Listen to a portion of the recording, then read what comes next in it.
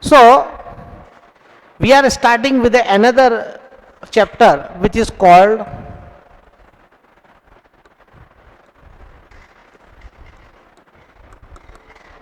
DC machine. DC means direct current. So in fact, this machine either will take DC supply and will do some work, or it will give DC supply to the load. Clear? This is clear very much. Being machine, therefore definitely it will carry out some work. Machine का purpose क्या है? To carry out some work. Okay. Now this work can be of two types. So to carry out the work, you have to feed some energy. You have to feed some energy. Otherwise, what happens? The same Newton's law, if you know, a body continues to be in a state of rest or motion until unless it is exerted upon by some external force. एक body है, ये पड़ा हुआ है यहाँ पर,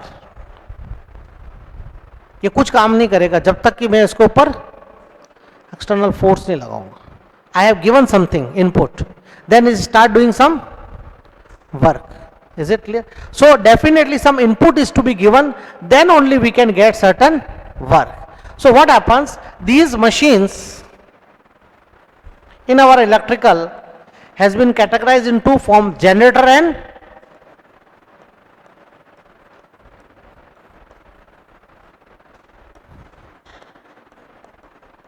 motor.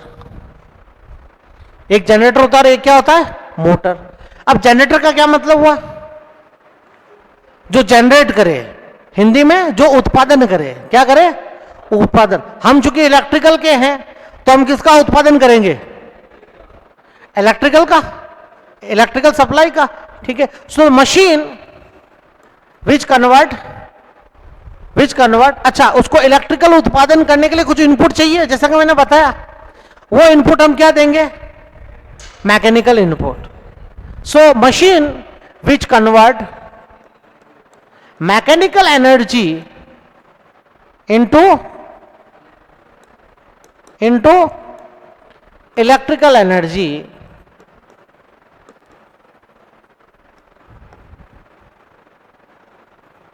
is called generator. अब वो मैकेनिकल एनर्जी हम किस तरह दे सकते हैं? How we can provide mechanical energy? Mechanical का क्या मतलब हुआ? Some motion, either linear motion or rotating motion. Since our is a rotating machine, so we have to provide some mechanical input to rotate it. How we provide it? Either manual way is that you just drive through your hands, but that is not very laborious. So we use some fuel like diesel. What is your bike is doing? It is taking petrol as a fuel. Okay, that petrol is being burned, gases is being produced. There's gases produce pressure. There's gases produce pressure, and due to which your shaft rotate, and to that shaft is connected wheel, और wheel आपके घूमने लगते हैं. ठीक है. तो यहां पर भी हम क्या करते हैं कि by some fuel we provide the mechanical energy and it converts that mechanical energy into electrical energy. समझ में आया कि नहीं आया? And we call that device as a, now since it is generating which type of supply? DC. It is called DC generator. दूसरी हमारी machine क्या है? इसका जस्ट उल्टा काम. इसने क्या किया? इलेक्ट्रिकल जनरेट की. किसको लेकर? Mechanical energy. ये क्या करेगा? इलेक्ट्रिकल लेगा और उस मैकेनिकल के जनरेशन से कारण हमारे कई काम होते हैं. घर के ऊपर पानी चढ़ाता है, एग्रीकल्चर वाला कुएं से खेत को पानी पिलाता है. Is it clear? इंडस्ट्री में भी और जगह यूज होती है. ठीक है. ग्राइंडिंग मशीन हुई, घर में आपको जूस बनाना है, एप्पल का, क्या करोगे?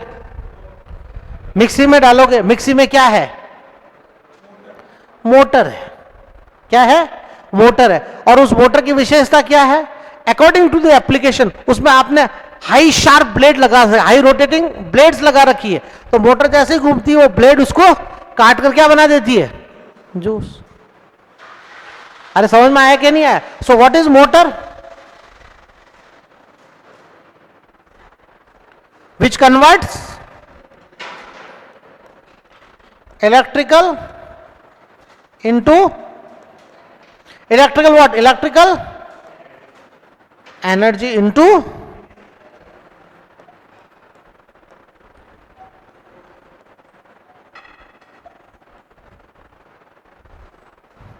it means these all are obeying the law of conservation of energy.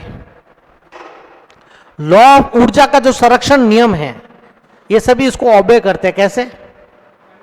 आप ये मत सोचना कि हम कोई जादू मंत्र तंत्र से बना रहे हैं, हम उसके लिए कुछ इनपुट, कुछ एनर्जी दे रहे हैं जो ऑलरेडी मौजूद है, और उस एनर्जी को हम क्या कर रहे हैं? कन्वर्ट कर रहे हैं। किसमें? दूसरे फॉर्म में।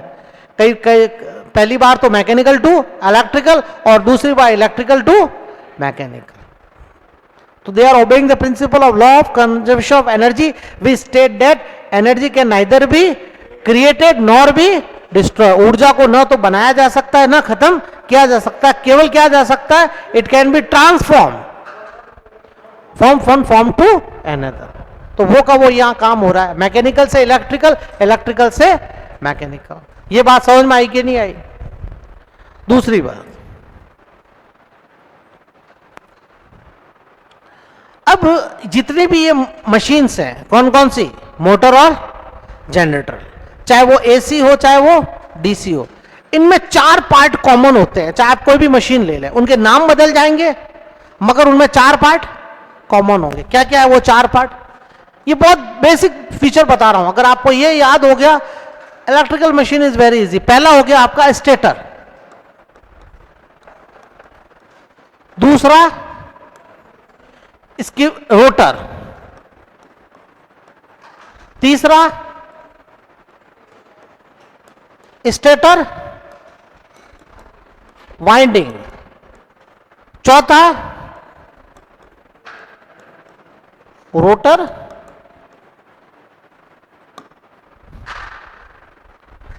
ये 4 पार्ट आप कोई भी मशीन ले लें। ये जैसे पंखा है, इस पंखे में मोटर लगी हुई है, क्या लगा हुआ? मोटर या जनरेटर? मोटर।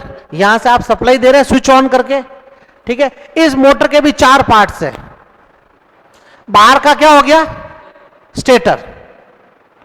बाहर का क्या हो गया? जो फ्रेम है बाहर का वो क्या हो गया? स्टेटर, ठीक है। इसके ऊपर जो वाइंडिंग होगी वो क्या कहलाएगी? स्टेटर वाइंडिंग, ठीक है। अंदर का जो घूम रहा है वो क्या है? रोटर। और रोटर के ऊपर जो वाइंडिंग होगी वो क्या कहलाएगी? Rotor winding. अब ये नाम अलग अलग मशीन में हो सकता है। जैसे आप डीसी मशीन में जाएंगे, इसी रोटर का नाम दे रखा है आर्मेचर। इस रोटर को रोटर नहीं कहकर क्या कह दिया है? आर्मेचर। और इसके ऊपर जो वाइंडिंग लगी हुई उनको क्या कह दिया जाता है? Armature winding.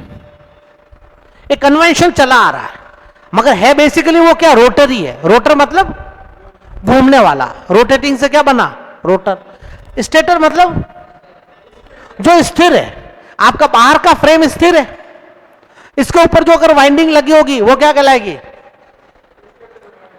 Stator winding. अरे समझ में आया कि नहीं आया? अब होता क्या है, हमारी हर मशीन में जिसमें स्टेटर है, रोटर है, स्टेटर वाइंडिंग है और रोटर वाइंडिंग है, इन दोनों में हम क्या प्रोड्यूस करते हैं? Magnetic flux. क्या प्रोड्यूस करते हैं? स्टेटर वाइंडिंग में और रोटर वाइंडिंग में, ठीक है। मैग्नेटिक फ्लक्स प्रोड्यूस हुआ। अब ये मैग्नेटिक फ्लक्स इंटरेक्ट करेगा। क्या करेगा? आपस में, भाई है तो एक ही जगह लगे हुए ना, ठीक। इंटरेक्ट मतलब दोनों आपस में मिलेंगे, और इस मिलने की वजह से क्या होगा? एक टॉर्क प्रोड्यूस होगा, एक घूर्णन शक्ति। क्या प्रोड्यूस होगी? घूर्णन शक्ति। तो किसको रोटेट करेगी? अंदर रोटेटिंग पार्ट कौन है? रोटर, और रोटर उन टॉर्क की वजह से घूमने लग जाएगा। बात समझ में आई? वेरी सिंपल है, that current will flow in this stator as well as rotor winding. और हमें ओरस्टेड का नियम मालूम है कि जब भी करंट फ्लो होगा उसके आसपास क्या प्रोड्यूस होगा? Magnetic flux. मानते हो? अगर एसी करंट फ्लो होगा तो क्या प्रोड्यूस होगा? एक magnetic flux, changing magnetic flux, rotor में और स्टेटर वाइंडिंग दोनों में। ठीक है, अब ये फ्लक्स आपस में इंटरेक्ट करता है, और इंटरेक्ट करके क्या करता है? एक घूर्णन शक्ति प्रोड्यूस करता है, बल, घूर्णन बल, टॉर्क। Is it clear? और वो टॉर्क मजबूर करता है किसको? रोटर को रोटेट करने में, और आपकी मशीन घूमने लगती है। अरे समझ में आया कि नहीं आया? तो this is the basic principle of your machine. अभी हम इसका मैथमेटिक्स भी करेंगे। ये तो मैं आपको एक समझाने के हिसाब से, आप एक लेमैन की तरह समझे कि बेसिकली मशीन काम कैसे करती है। हर मशीन में, चाहे डीसी मशीन हो, एसी हो, इंडक्शन हो, सिंक्रोनस हो, ये चार पार्ट्स आपको मिलेंगे। कौन कौन से? स्टेटर, रोटर, स्टेटर वाइंडिंग और रोटर वाइंडिंग। ठीक है, अब जैसे डीसी मशीन में लेंगे, ये स्टेटर तो ऐसे ही रह जाएगा नाम से, ये जो स्टेटर वाइंडिंग है इनका नाम हो जाएगा फील्ड वाइंडिंग। क्या नाम हो जाएगा? Field winding. फील्ड वाइंडिंग क्यों? क्योंकि वो क्या प्रोड्यूस करेगी? Magnetic field. क्या प्रोड्यूस करेगी? Magnetic field. और रोटर का क्या नाम हो जाएगा? आर्मेचर। और इसकी वाइंडिंग का क्या नाम हो जाएगा? Armature winding. अरे समझ में आया कि नहीं आया? तो this is the base I am giving you how to remember, आप कंफ्यूज नहीं हो। लेकिन ये चारों पार्ट्स आपको डीसी और एसी में मिलेंगे, मोटर में भी मिलेंगे, कुल मिला के मशीन में मिलेंगे, इलेक्ट्रिकल मशीन में। समझ में आ गया? अब बात आती है वर्किंग प्रिंसिपल की। ये बात, कॉमन बात समझ में आ गई? Is it clear?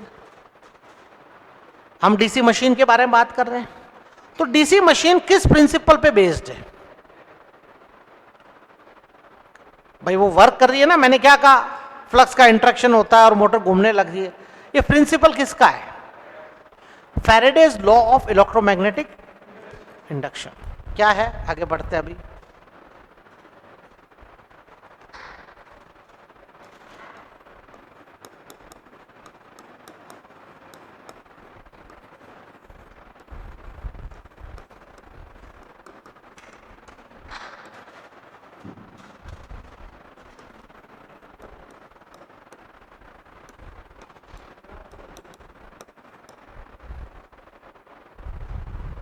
What is that law?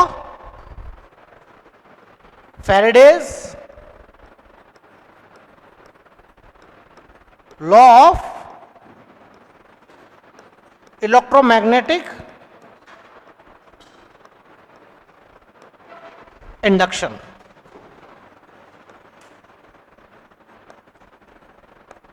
क्या है ये फैराडे लॉ? दो लॉ है, उसके साथ एक और लॉ, लेंज लॉ। पहले फैराडे लॉ, फर्स्ट लॉ क्या है?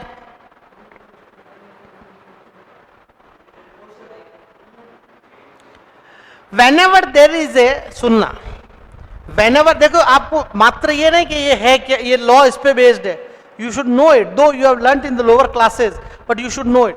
What is that? That whenever there is a relative motion between a conductor and a magnetic field, an induced EMF is produced. समझना,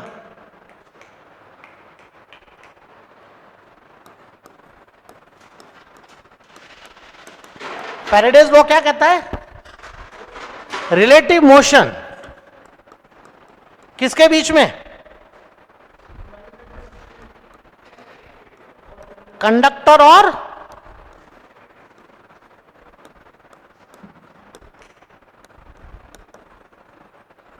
मैग्नेटिक फील्ड। तो क्या कहता है वो?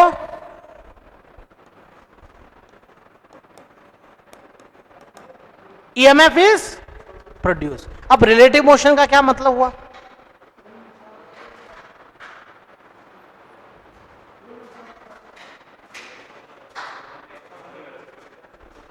उनकी दोनों के अगर घूम रहे हैं तो उनके बीच में वेलोसिटी में कुछ डिफरेंस हो।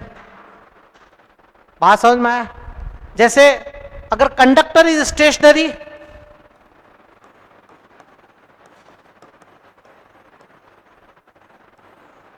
तो मैग्नेटिक फील्ड शुड बी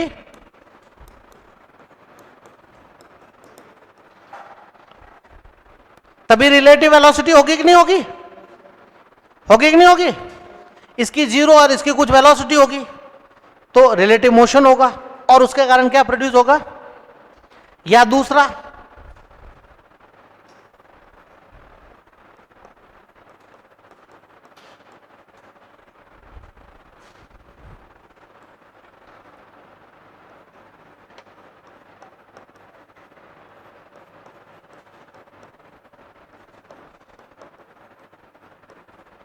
अरे समझ में आया। दूसरी कंडीशन क्या हो सकती है कि मैग्नेटिक फील्ड स्टेशनरी हो तो हमारा जो कंडक्टर है वो मोशन में यानी रोटेटिंग में होना चाहिए, तभी रिलेटिव वेलोसिटी होगी कि नहीं होगी, ठीक है। और तभी क्या प्रोड्यूस होगा, induce electromotive force, induce EMF. अरे समझ में आ गया ये basic concept, is it clear. तो किसी एक का घूमना जरूरी है, चाहे फील्ड को घुमाओ या कंडक्टर को घुमाओ, चाहे फील्ड को घुमाओ या कंडक्टर को घुमाओ। डीसी मशीन में हम क्या करते हैं, फील्ड को कंडक्टर को घुमाते हैं। किसको घुमाते हैं, कंडक्टर को घुमाते हैं। और ये कंडक्टर हमारे कहां पे होते हैं, रोटर पे। कहां पे होते हैं, रोटर पे। तो डेफिनेटली हमारा फील्ड किधर होगा भाई, मैंने क्या कहा, डीसी मशीन में हम किसको घुमाते हैं, कंडक्टर को। और कंडक्टर किसके ऊपर होता है, रोटर पे। तो रोटर घूम गया मतलब कंडक्टर घूम गए, तो स्टेशनरी कौन होना चाहिए, फील्ड। तो फील्ड कहां रखेंगे हम, क्या पार्ट बचा, रोटर तो ले लिया किसने, कंडक्टर ने, तो फील्ड कहां हो गया, स्टेटर पे। अरे समझ में आया कि नहीं आया। मैंने क्या कहा कि इंड्यूस ईएमएफ प्रोड्यूस करने के लिए कंडक्टर और फील्ड में रिलेटिव मोशन होना चाहिए। अब डीसी मशीन में हम क्या करते हैं, कंडक्टर लगा देते हैं किसके ऊपर, रोटर के ऊपर। तो रोटर तो घूमने वाला, तो रोटर घूमेगा तो कंडक्टर भी ऑल्सो रोटेटिंग, मोशन आ गया उसमें, ठीक है। तो फील्ड क्या होना चाहिए, स्टेशनरी, तभी रिलेटिव मोशन होगा, ठीक है, तभी कंडक्टर में इंड्यूस ईएमएफ प्रोड्यूस होगा, ठीक है। तो ये जो फील्ड स्टेशनरी है इसको हम कहां पे रख देते हैं, स्टेटर पे। कहां पे रख लेते हैं, स्टेटर। अरे समझ में आया कि नहीं आया। ये डीसी मोटर हो चाहे डीसी जनरेटर हो, ये कंस्ट्रक्शन ध्यान रखना कि सर ने बताया था कि कंडक्टर और फील्ड के बीच में रिलेटिव मोशन होना चाहिए, और डीसी मशीन में कंडक्टर कहां होता है, रोटर। उस रोटर का नाम क्या है, आर्मेचर। उस रोटर का क्या नाम दे रखा है हमने, आर्मेचर। और कंडक्टर को क्या कहते हैं, आर्मेचर वाइंडिंग्स या कंडक्टर्स।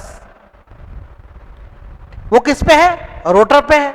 रोटर घूमेगा तो आर्मेचर कंडक्टर भी घूमेंगे, वाइंडिंग्स भी घूमेगी, ठीक है। तो स्टेशनरी कौन होना चाहिए, फील्ड। तो फील्ड को कहां लगा देते हैं, मैग्नेटिक फील्ड को कहां लगा देंगे, स्टेटर पे।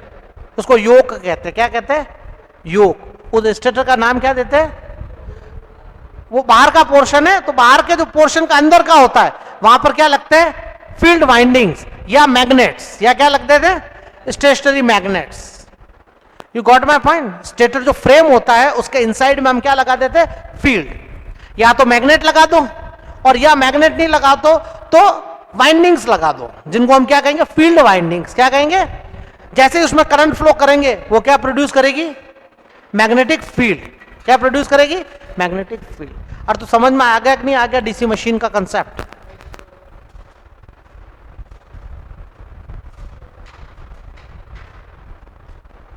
So I am ending here only, just giving you a glimpse.